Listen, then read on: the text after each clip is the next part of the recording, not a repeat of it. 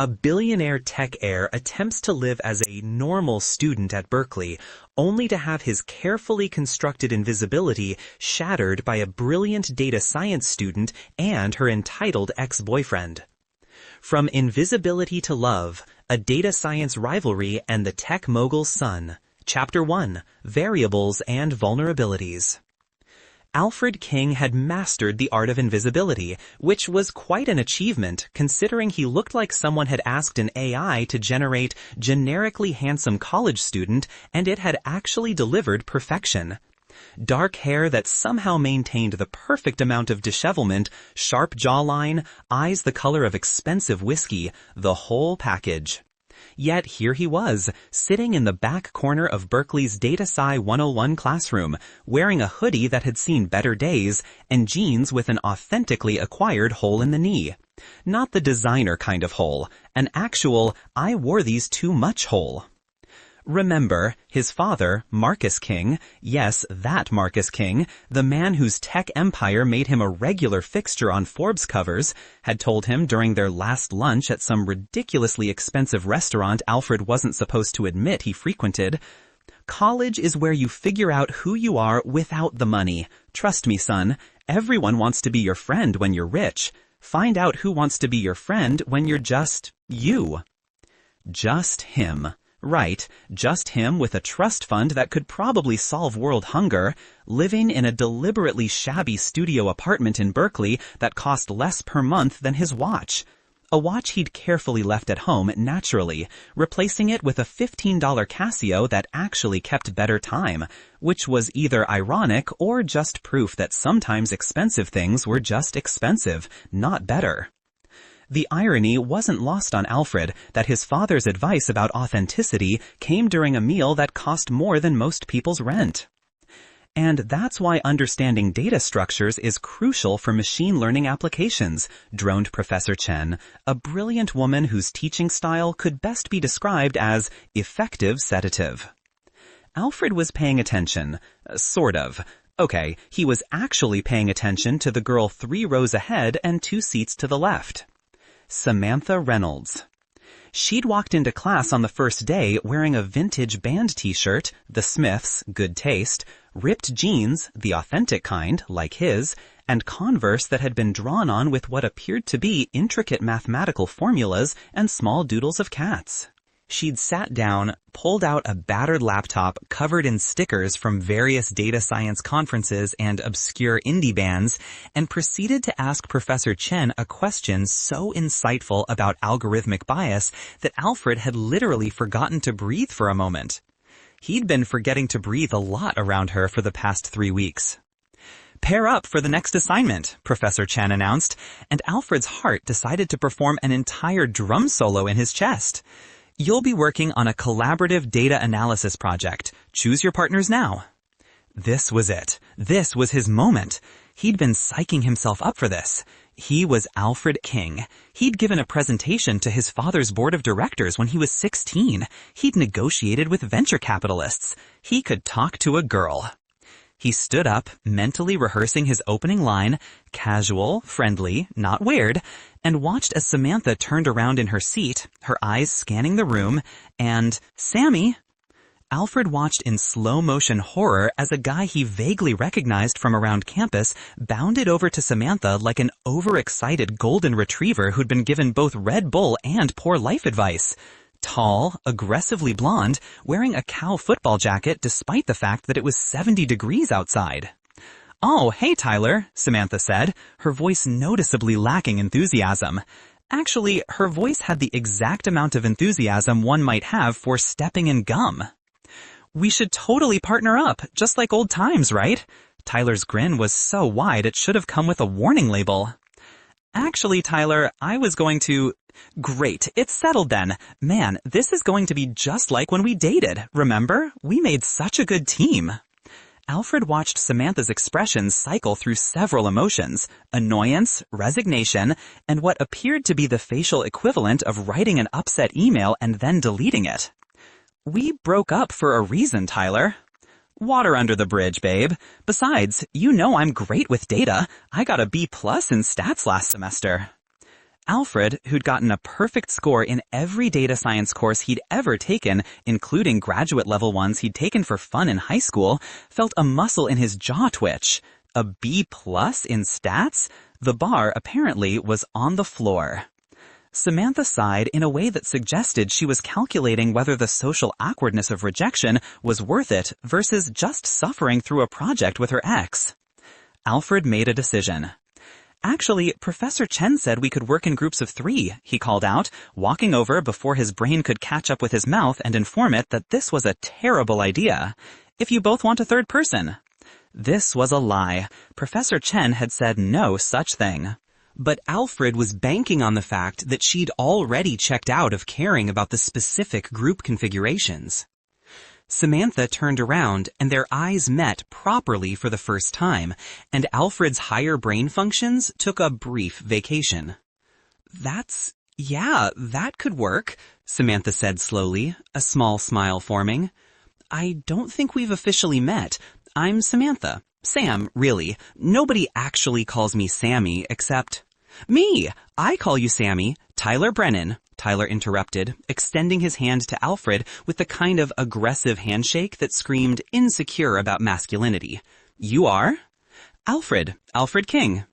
"King? Like the tech king?" Tyler asked, and Alfred's blood ran cold before Tyler continued. "Nah, just messing with you. That dude's like old. You going out for any sports, bro?" "Not really my thing," Alfred said. "Figures." Tyler looked him up and down in a way that was probably meant to be dismissive, but mostly just came across as weird. Chapter 2. Data Points and Dating Disasters. Their first group meeting was scheduled for the library, which Alfred discovered was Samantha's natural habitat. He found her on the 3rd floor, surrounded by books, laptop open, noise-canceling headphones on, in what could only be described as her element. She pulled off the headphones when she saw him. "Oh good, you're early. Tyler texted saying he'd be late." "Shocking," Alfred said, setting down his laptop, a deliberately modest model he'd bought specifically for college, not the top-of-the-line development machine he had at home. Samantha laughed, and Alfred decided it was his new favorite sound. "You picked up on that, huh? Yeah, Tyler's relationship with punctuality is strained." "How long did you two date?" Alfred asked, then immediately wanted to kick himself. "Smooth, Alfred, real smooth." 6 months, junior year of high school. It felt longer. She made a face. "That sounds mean. He's not a bad guy, just a lot, and we wanted different things. He wanted a girlfriend who'd come to all his games and parties. I wanted a boyfriend who remembered that I existed when his friends weren't around." "That sounds like a reasonable expectation for a relationship." "Right? You'd think." She opened her laptop. "Anyway, ancient history. Let's talk about this project. I was thinking we could analyze the correlation between social media usage patterns and academic performance. There's some interesting data set available from the Stanford Social Media Lab's 2023 study," Alfred finished. "I was thinking the same thing." She looked at him with surprise and something else. Interest, maybe. "You know the Stanford dataset?" "I may have—" "Some reading ahead?" "Some reading ahead? That study is like 200 pages of methodology alone." Alfred shrugged, trying to play it casual despite the fact that he'd actually contributed funding to that study through his father's foundation. Obviously, he couldn't mention that. "I like data." "Me too," she said, her smile widening. "Everyone thinks I'm weird because I genuinely enjoy statistical analysis. My roommate asked me last week why I was laughing at my laptop, and I had to explain that I'd found a really elegant regression model, and she looked at me like I'd grown a second head. That's not weird.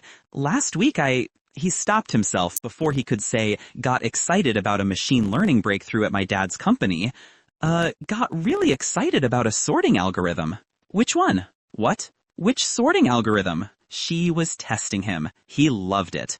"Timsort. It's underappreciated." Her eyes lit up. Finally! Someone who understands.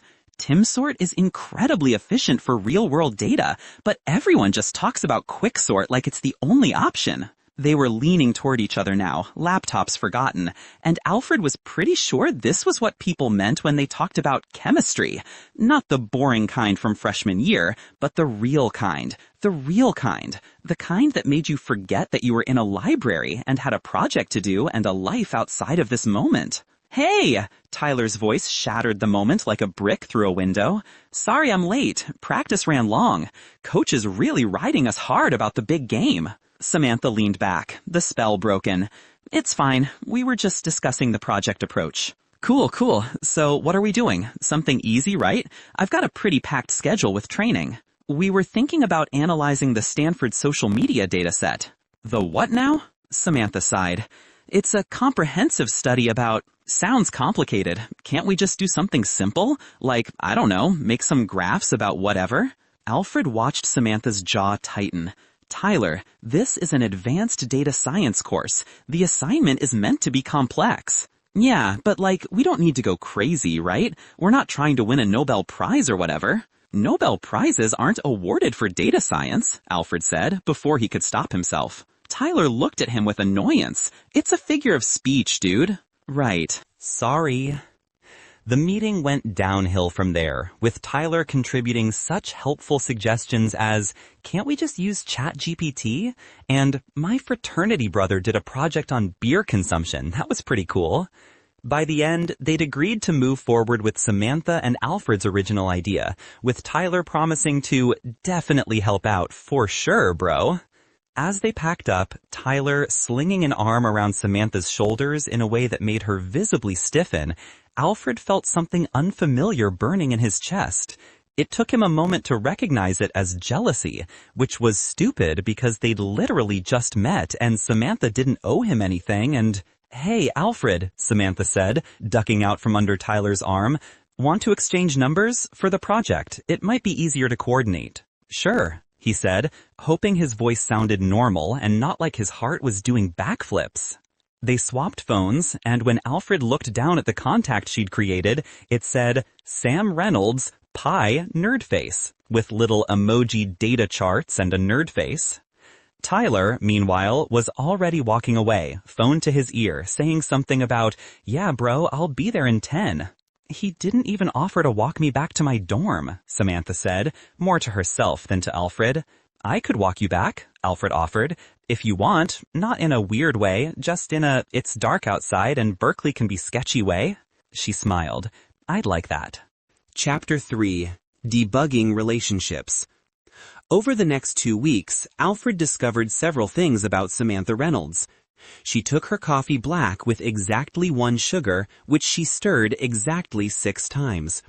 She hummed when she was concentrating, usually songs he'd never heard of, by bands he'd have to frantically Google later. She had a younger sister she called every Tuesday evening without fail. She was allergic to strawberries but ate them anyway because they taste too good to let a little anaphylaxis get in the way. She was brilliant in a way that made his chest hurt, throwing out insights about data patterns that would have impressed the PhDs at his father's company. She was completely, utterly unaware that Alfred was falling catastrophically in love with her. He also discovered several things about Tyler Brennan. Tyler was always late.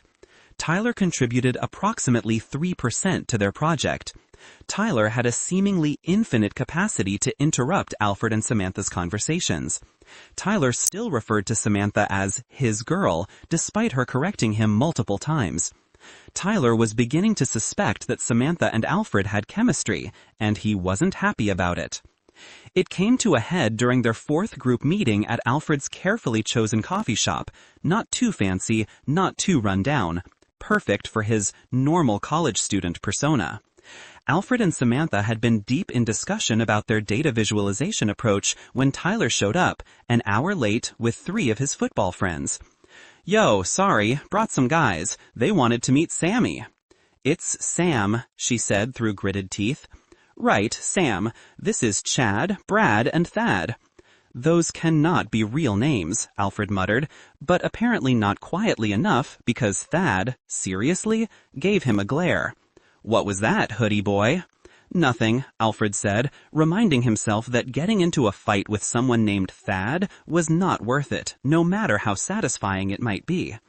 So, Sammy, Tyler said, pulling up a chair way too close to her, after we finish this nerd stuff, you should come to Delta Kappa's party tonight, for old time's sake. I can't, I have... Come on, you never come out anymore. You're always studying or hanging out with... whoever. I'm good, Tyler. Alfred and I still have work to do. Alfred and I, Tyler mimicked in a childish voice that made Alfred's hands curl into fists under the table. Is something going on here that I should know about? We're doing a project, Samantha said, her voice tight. Remember? The project you're supposed to be helping with? I am helping. I'm here, aren't I? You're an hour late with an entourage. Jeez, why are you being so hostile? I'm starting to think King here is putting ideas in your head. Alfred had been quiet up until this point, trying to stay out of it, but something in Tyler's tone made him snap. Actually, Samantha is capable of forming her own opinions. Shocking, I know. The table went silent. You got something to say to me? Tyler stood up, and Alfred noted that while Tyler had height and bulk, he moved like someone who'd never actually been in a real fight. Alfred, who'd taken self-defense classes since he was 8, kidnapping insurance, his father called it, remained seated. Nope, just an observation. Maybe you should observe your place, dude. I don't know who you think you are. Okay, that's enough, Samantha said, standing up and grabbing her laptop. Tyler, if you want to be part of this group, great. Start contributing. Otherwise, I'm going to tell Professor Chen we need to restructure. Alfred, want to continue this at the library? Absolutely. As they left, Alfred heard Tyler saying something to his friends, and while he couldn't make out all of it, he definitely heard stuck up and thinks she's too good for me now. Outside, Samantha was shaking, not with fear, but with anger. I'm sorry. I shouldn't have engaged. No, I'm sorry. I should have put my foot down about him being in our group from the start. He's been getting worse lately. Ever since he realized we're actually friends, he's been... She stopped, looking at Alfred. We are friends, right? I'm not being presumptuous. Friends. The word felt simultaneously perfect and completely inadequate. Yeah, Alfred said. We're friends. Chapter 4. Compilation Errors. Tyler's sabotage started subtly. First, it was accidentally spilling coffee on Alfred's notes during their next meeting. Then it was telling Samantha that Alfred had said he couldn't make it to a study session. He'd said no such thing. Then it was spreading rumors around campus that Alfred was obsessed with Samantha in a creepy way. That last one actually made it back to Alfred through his roommate Derek, who asked him about it with genuine concern. Dude, Tyler Brennan is telling everyone you're like stalking some girl in your data science class. Is there any truth to that? What? No, we're literally just working on a project together. That's what I figured. Tyler's known for being a dick, especially about his ex. Samantha something? Reynolds. Yeah. Dated her in high school, never got over the fact that she dumped him. He's done this before, tried to sabotage any guy who gets close to her. Last semester, some guy from her Python programming class asked her out, and Tyler basically made his life hell until he transferred. Alfred felt something cold settle in his stomach. He made him transfer? Tyler's dad is some big donor to the athletics program. He's got pull, not like real power, but enough to make things uncomfortable for regular students. Regular students. Unlike Tyler, who had his father's money and influence backing him up. The irony wasn't lost on Alfred that he too had a powerful father, but he'd promised not to use those connections. His dad wanted him to make it on his own. But watching Tyler get away with this because of his father's money, that was different. Alfred pushed the thought aside. He wasn't going to abuse his position. He was better than that. The universe, apparently, had other plans. The real crisis came 2 days before their project was due. Alfred woke up to 17 missed calls from Samantha and a text that just said, "Call me, emergency." He called back immediately, not even caring that it was 6 a.m. Alfred, thank God, our project, it's gone. What do you mean, gone? The shared drive, everything, all our data, all our analysis, all our visualizations, it's all been deleted. Tyler says he doesn't know what happened, but Alfred, I know it was him. He was making comments yesterday about how we were making him look bad with our overachieving, and how maybe we needed to be brought down a peg. Alfred was already at his laptop, fingers flying.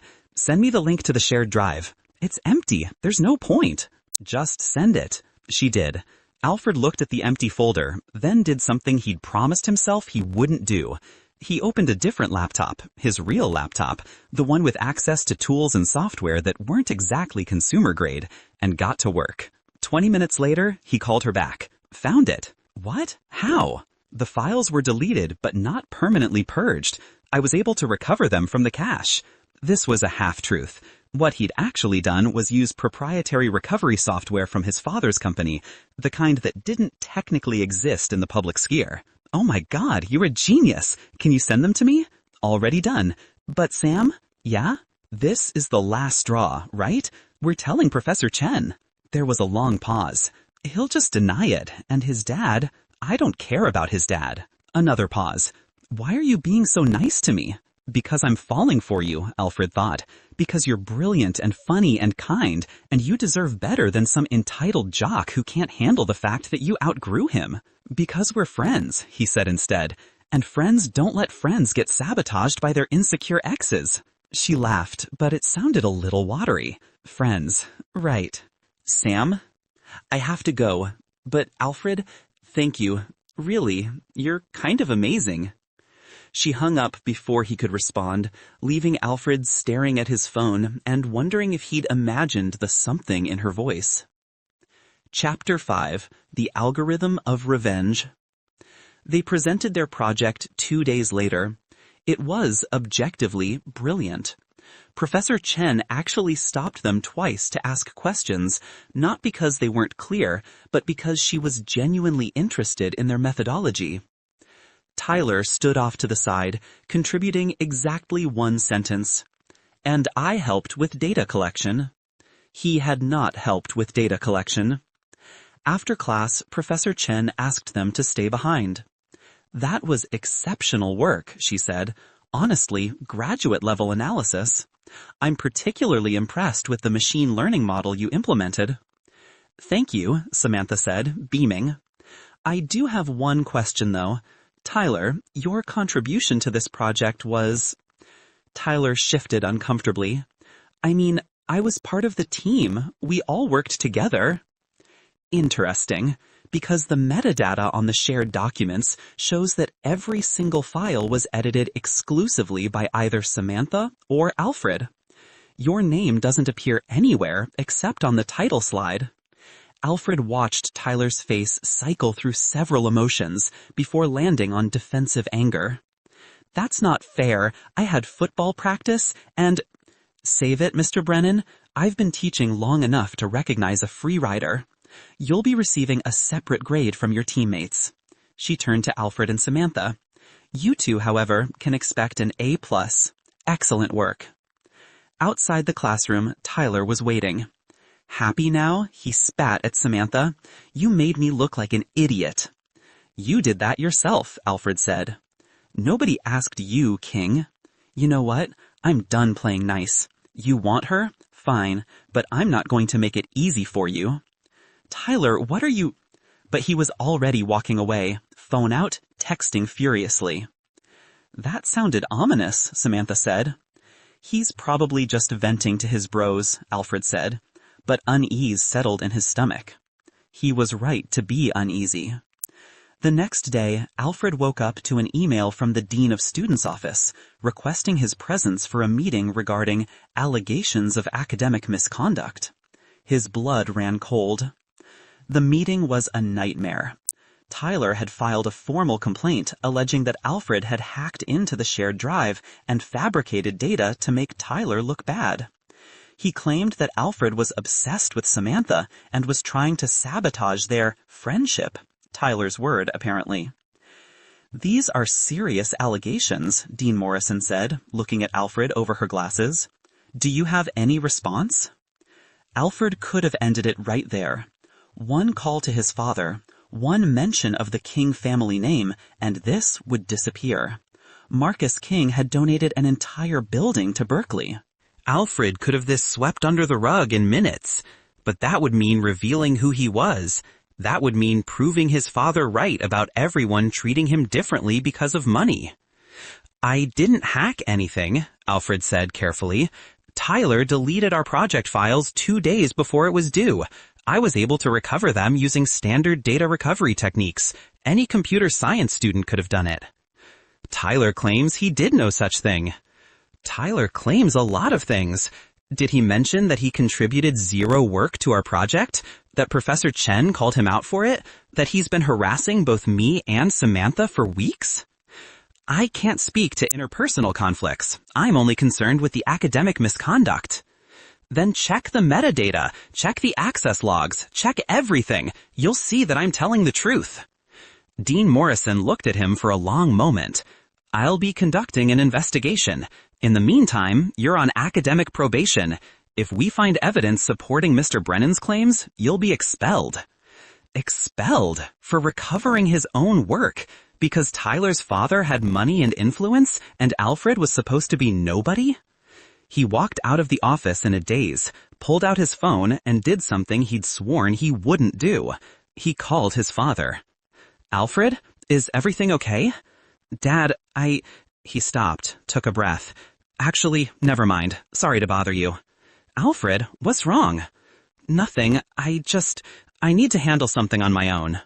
There was a pause. Son, if you're in trouble. I'm not, I promise. I'll call you later. He hung up before his father could press further and made a different decision. If Tyler wanted to play dirty, using his father's influence and money, then fine. 2 could play that game. Alfred went back to his apartment and opened his real laptop, the one with access to databases and tools that were definitely not standard issue, the one that connected to his father's company network. He'd promised not to use his name. He'd promised not to leverage his connections, but he'd never promised to fight fair against someone who wasn't fighting fair either. Chapter 6. Patching Bugs. It took Alfred 3 hours to compile a dossier on Tyler Brennan that would make an FBI agent proud. Tyler's academic record, barely passing, with 2 instances of plagiarism that had been resolved after calls from his father. Tyler's social media, full of posts that ranged from garden-variety douchebaggery to actual evidence of harassment toward multiple women, including Samantha. Tyler's father's donations to Berkeley, specifically to the athletics program, with what appeared to be some very interesting quid pro quo arrangements regarding his son's continued enrollment despite academic struggles. Most damningly, security footage from the library that Alfred definitely wasn't supposed to have access to, showing Tyler on Alfred and Samantha's shared laptop the day the files were deleted. Alfred sat back, looking at the screen. He could release this, anonymously of course, send it to the dean's office, to the student newspaper, to whatever ethics board handled athletics department donations. He could ruin Tyler. His phone rang. Samantha. Hey, I heard about the dean's office. Alfred, this is insane. I told them Tyler was lying, but it's okay. It's not okay. You're on probation for something you didn't do. Sam, can I ask you something? Of course. If you could make Tyler face consequences for everything he's done, not just to us, but to everyone he's hurt, but it would require doing something morally gray, would you do it? There was a long pause. What are you planning? I'm not sure yet. That's why I'm asking. Another pause. Alfred, I don't want you to get in trouble because of me. That's not what I asked. He heard her take a breath. Honestly, part of me wants to see him face consequences. He's gotten away with being a terrible person for so long because his dad has money and influence. But I don't want to become like him, you know? I don't want to sink to his level. Alfred looked at the dossier on his screen. Yeah, I know. But, Samantha continued, I also think there's a difference between revenge and justice. If Tyler did something wrong, and there's evidence of it, then that evidence should come to light. That's not revenge. That's just truth. Alfred smiled. God, he liked her. You're right, he said. Thanks, Sam. For what? For being a good person. It's surprisingly rare. Says the guy who recovered our project and is facing expulsion for it. Alfred, when this is over, I think we should... Sam, I have to go, but let's talk soon, okay? He hung up before she could finish, because he knew what she was going to say, and he needed to make sure he was the person worthy of hearing it. Alfred looked at the dossier again. Evidence, not revenge. Justice. There was a right way to do this. He created a new email account, completely untraceable. Then he carefully curated the information, nothing he shouldn't have access to as a student, nothing that screamed tech billionaire's son with unlimited resources, just publicly available information, social media posts, and a mysteriously obtained but entirely legitimate copy of library security footage that an anonymous, concerned student might have requested through proper channels. He sent it to 3 places: the Dean of Students, the Berkeley Student Newspaper, and the Athletics Department Ethics Board. Then he waited. Chapter 7. Runtime. The explosion was more spectacular than Alfred had anticipated. The student newspaper ran the story 2 days later. Athletics Department donor influence scandal, student enrollment questions raised.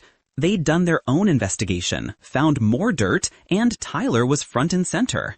The dean's office dropped the investigation into Alfred within hours with a formal apology. Tyler was suspended pending a full review of his academic record. Tyler's father made some noise about lawsuits, but when the evidence became public, he quietly withdrew his threats and his donations. And through it all, Alfred kept his head down, because the last thing he needed was anyone looking too closely at how that security footage had surfaced. Samantha called him the day after the news broke. "Did you—" "I don't know what you're talking about," Alfred said.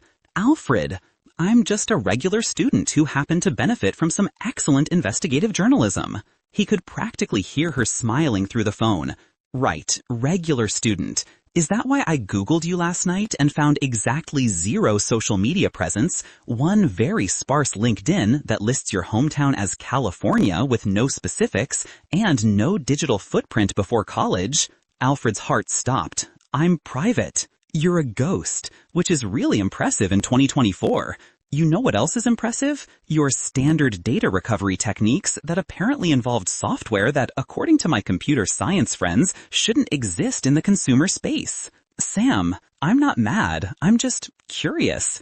Who are you, Alfred King?" He took a breath. "Can we meet? In person?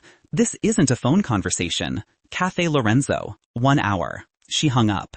Alfred looked at himself in the mirror. This was it. He could tell her the truth and risk proving his father right, that people treated you differently when they knew you had money, or he could keep lying and lose her anyway because she was too smart not to figure it out. Some choice. Chapter 8. Compilation. Samantha was already there when Alfred arrived, sitting at a corner table with 2 cups of coffee. She slid one toward him when he sat down. "Black with 1 sugar, stirred 6 times," he said. "You notice things. Only about you." She blinked, a slight blush coloring her cheeks. "Alfred, my father is Marcus King," he said quickly, before he could lose his nerve. "Yes, that Marcus King. Tech mogul, billionaire, occasionally on Forbes covers. He's paying for me to go to Berkeley, obviously, but he wanted me to experience normal college life, so I've been hiding it. The shabby apartment, the old laptop, the whole I'm just a regular student thing, it's all fake. I'm sorry I lied to you." Samantha was quiet for a long moment, processing. "Okay," she finally said. Okay. I had a feeling it was something like that. You're too polished, you know? Like someone pretending to be casual. Your old laptop is actually only 2 years old and still costs more than my car. You know things about data science that regular undergrads don't know, and you move through the world like someone who's used to getting what they want. I don't. You do. It's not a bad thing, necessarily, just an observation." She sipped her coffee. "So, you're rich. Really rich." "Yes. And you hid it because my dad wanted me to find out who my real friends were. People who liked me for me, not my bank account. That's actually kind of sad. Tell me about it." She smiled slightly. "You know what's funny? I kind of don't care. I mean, obviously it's weird that you lied, but I get why you did. And you've been a good friend, a good person, regardless of your net worth. That doesn't change because you can afford better coffee than this." "This coffee is terrible," Alfred admitted. "It really is. Why did I order it?" They both laughed, and Alfred felt something unknot in his chest. "So," Samantha said, "is Alfred King even your real name?" "Unfortunately, yes. My mother was a fan of Alfred Hitchcock, and my father's last name is King, so here we are. Could be worse. You could be Tyler." "Truth."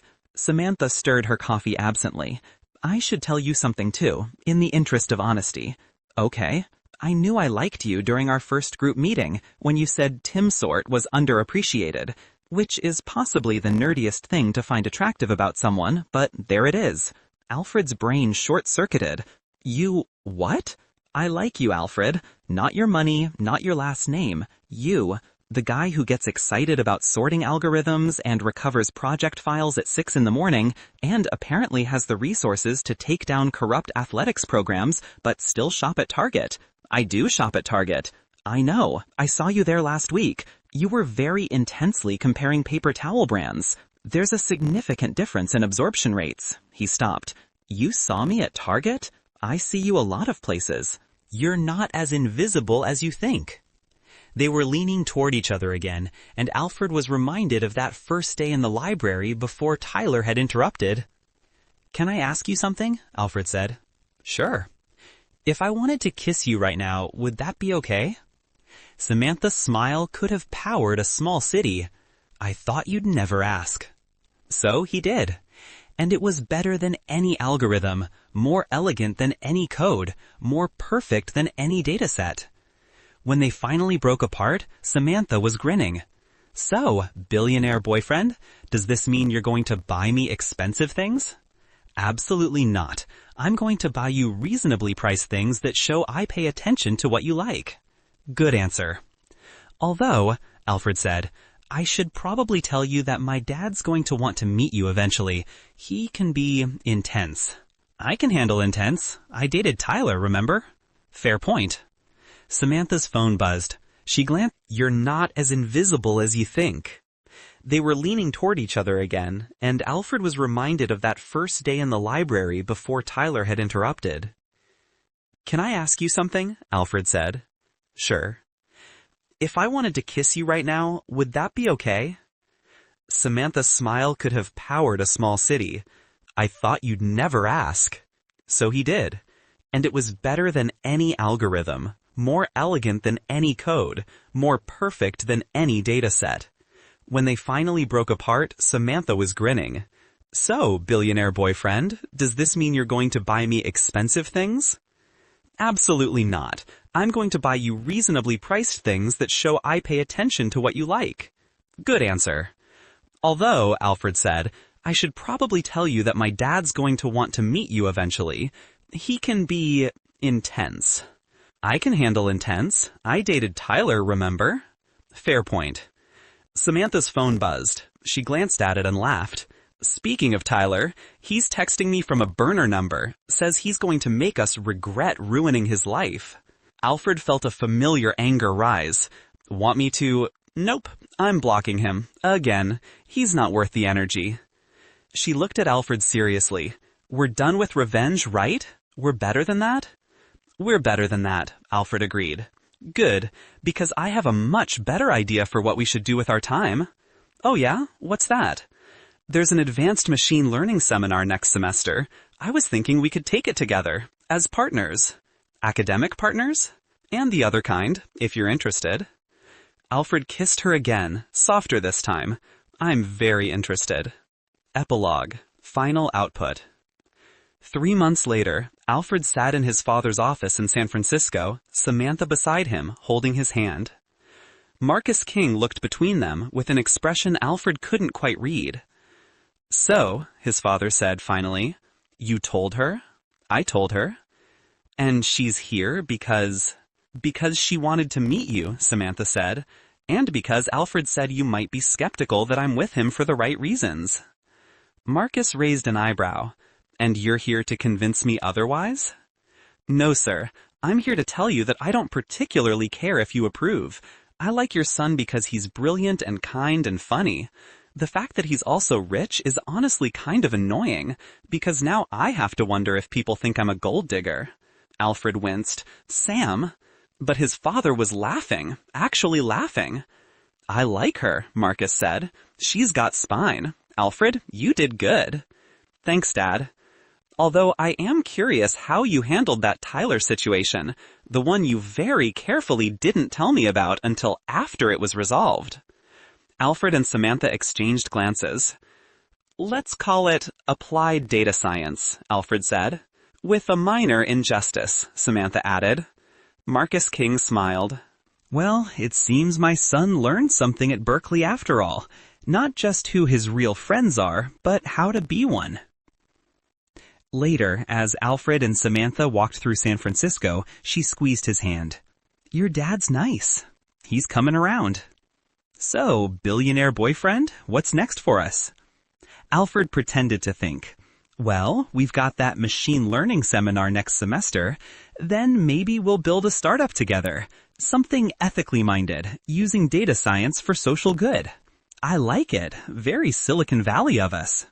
Or, Alfred said, stopping and turning to face her, we could just keep being two nerds who really like each other and see where it goes. That works too.